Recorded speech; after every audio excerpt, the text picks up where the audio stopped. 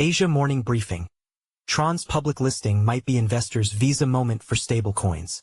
If stablecoins are the future of payments, Tron Incorporated, not Circle, might be how investors get exposure to these new financial rails, especially in emerging markets.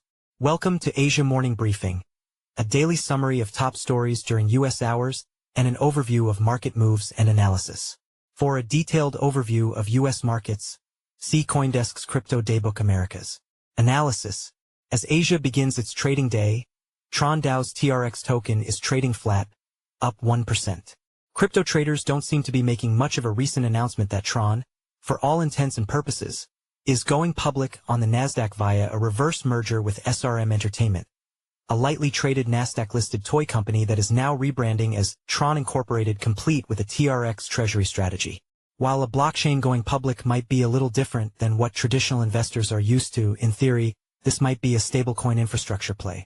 The proposed public vehicle would give equity traders access to a network that is home to 30% of all stablecoin transactions, according to DeFi Llama data, takes place and where half of all USDT in circulation live. In contrast, while Circle is a regulated issuer of USDC, a fiat-backed stablecoin, Tron Incorporated would likely provide investors with indirect exposure to a blockchain network that facilitates a significant portion of global stablecoin activity in both the crypto market and the fast-growing global south, where the population is skeptical of the existing banking system. Unlike Circle, which does not control the infrastructure on which USDC circulates, Tron operates the network itself. This is where the two business models differ. Tron captures transaction fees and on-chain activity directly, whereas Circle's business model is centered on custody, compliance, and interest income on the reserves backing USDC. On-chain data shows that the Tron network hosts massive whale activities, with a recent note from CryptoQuant pointing out that 59% of May's USDT volume on Tron came from transactions over $1 million. Tron is also the network of choice for countries where the local populace doesn't trust the existing banking system, from Lebanon to Argentina and Brazil. As CoinDesk reported earlier, users in these emerging and underbanked markets typically prefer to access dollars directly by using Tether on Tron rather than thinking in terms of stablecoins or blockchain protocols more broadly. While the market reaction has been muted, investors with experience in fintech or infrastructure plays may recognize the pattern. Visa's IPO in 2008, following MasterCard's debut in 2006, allowed public markets to gain exposure to the payment rails of the developed world. The health of the Western consumer and their desire to spend pushed fees through the respective networks and dividends into investors' pockets. In China, UnionPay never went public, and so equity investors have pinned their hopes on Ant Group's long-awaited IPO to access Alipay's rails, just as Tencent's listing gave exposure to WeChat Pay.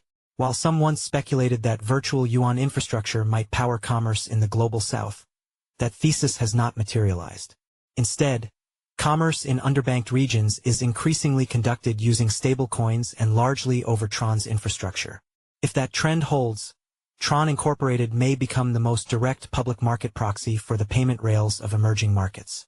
OSL has facilitated what appears to be the first Solana SOL treasury allocation by a Hong Kong-listed company, enabling meme strategy 2440.HK, a digital asset venture backed by 9GAG, to purchase 2,440 SOL through its platform.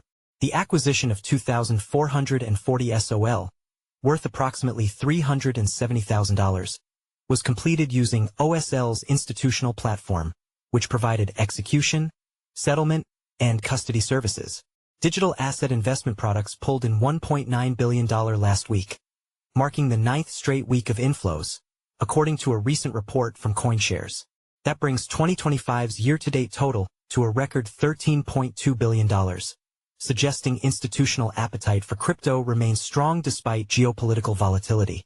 While broader markets showed caution, capital rotated into both digital assets and gold, traditionally seen as uncorrelated safe havens, hinting at crypto's evolving role as part of a macro hedge strategy. Bitcoin led the charge with $1.3 billion in inflows, snapping a 2-week stretch of minor outflows. Ethereum followed with $583 million, the highest weekly total since February, and including its strongest single-day inflow this year. Together, the top two crypto assets accounted for over 95% of weekly inflows. But activity wasn't limited to the majors. XRP reversed 3 weeks of outflows with $11.8 million in new capital, and Sway continued its hot streak with $3.5 million in inflows, a sign that select altcoins are gaining traction among professional allocators. Regionally, the United States was responsible for virtually all inflows, while Hong Kong and Brazil posted net outflows of $56.8 million and $8.5 million, respectively. These regional divergences underscore the uneven pace of crypto adoption globally, despite total flows reaching historic highs. Sam Reynolds is a senior reporter based in Asia. Sam was part of the CoinDesk team that won the 2023 Gerald Loeb Award in the breaking news category for coverage of FTX's collapse. Prior to CoinDesk, he was a reporter with Blockworks and a semiconductor analyst with IDC. AI Boost indicates a generative text tool, typically an AI chatbot, contributed to the article. In each and every case, the article was edited, fact-checked, and published by a human. Read more about CoinDesk's AI policy.